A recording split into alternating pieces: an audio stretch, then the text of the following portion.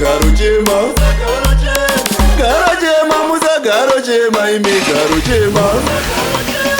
Vana vangu kana ndafa musa chema, musa garo chema. Baba venyu ndichinge ndaenda, nyama yangu yazorora kuda kwashe kana ndafa. Usa chema, usa garo chema. Baba vako ndichinge ndaenda, nyama yangu yazorora. Ndakuziya ndogovera zvinhu zvangu, ndakuziya ndaoneka vana vangu, ndakuziya ndaoneka mhuri yangu, ndakuziya ndarayira vamwe vangu. Musazotukana vana vangu kana kurovana vana vangu.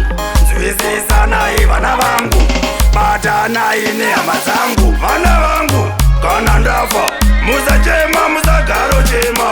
Baba venyu ndichinge ndaenda, nyama yangu yazorora kuda kwashe kana ndafa. Usachema, usagaro chema. Baba vako ndichinge ndaenda, nyama yangu yazorora. Kunenge kuri kuzorora kwenyama, ndakuziya imba nemusha ndavaka. Vana vangu musare zvakanaka, mhuri yangu mugare pakanaka. Garo chema, musa garo chema, imi garo chema. Garo chema, musa garo chema, imi garo chema. Vana vangu kana ndafa musachema, musagaro chema.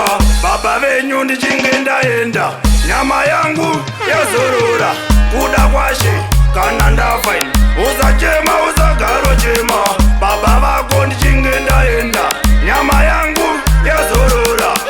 Ndakuziya ndogovera zvinhu zvangu, ndakuziya ndaoneka vana vangu, ndakuziya ndaoneka mhuri yangu, ndakuziya ndarayira vamwe vangu. Musazotukana vana vangu kana kurovana vana vangu.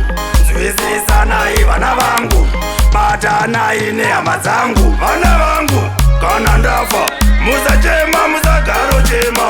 Baba venyu ndichinge ndaenda, nyama yangu yazorora kuda kwashe kana ndafa.